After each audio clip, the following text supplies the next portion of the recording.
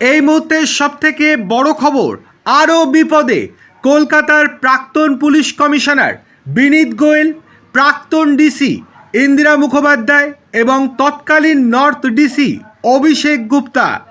আরজি কর মেডিকেল কলেজের তরুণী চিকিৎসককে ধর্ষণ ও খুনের ঘটনায় তদন্তের জাল আরও বিস্তৃত হচ্ছে। তদন্তে ভূমিকায় খতিয়ে দেখতে সাসপেন্ড হওয়া 3 আইপিএস আধিকারিক, তৎকালীন কলকাতা পুলিশ কমিশনার বিনীত গোয়েল, তৎকালীন ডিসি সেন্ট্রাল ইন্দিরা মুখোপাধ্যায় এবং তৎকালীন ডিসি নর্থ অভিষেক গুপ্তার সাসপেনশনের মেয়াদ আরও 4 মাস বাড়িয়ে দেওয়া হলো। প্রশাসন সূত্রের খবর, তদন্ত শেষ না হওয়া পর্যন্ত তাদের ভূমিকা বিস্তারিতভাবে খতিয়ে দেখা হবে এবং যখনই তাদেরকে জিজ্ঞাসাবাদের জন্য ডাকা হবে তাদেরকে হাজিরা দিতে হবে।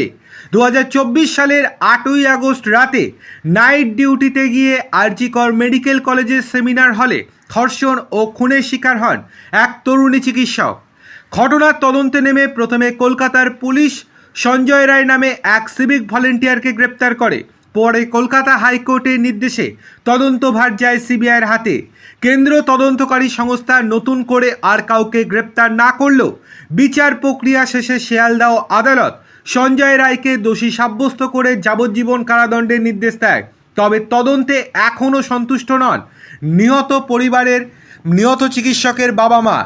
তাদের অভিযোগ, এই ঘটনায় আরও একাধিক মাথা জড়িত থাকলেও তাদের ভূমিকা এখনও সামনে আসেনি। সেই সম্ভাবনায় এখন নতুন করে খতিয়ে দেখা হচ্ছে। রাজ্য বিজেপি ক্ষমতায় আসার পর মুখ্যমন্ত্রী শুভেন্দু অধিকারীর নির্দেশে ফের খোলা হয় আরজি কর ফাইলস।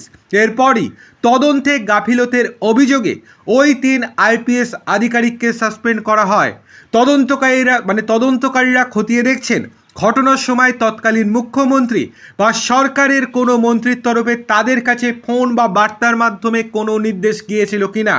প্রয়োজনীয় তথ্য প্রমাণ মিললে সেই অনুযায়ী পরবর্তী পদক্ষেপ করা হবে।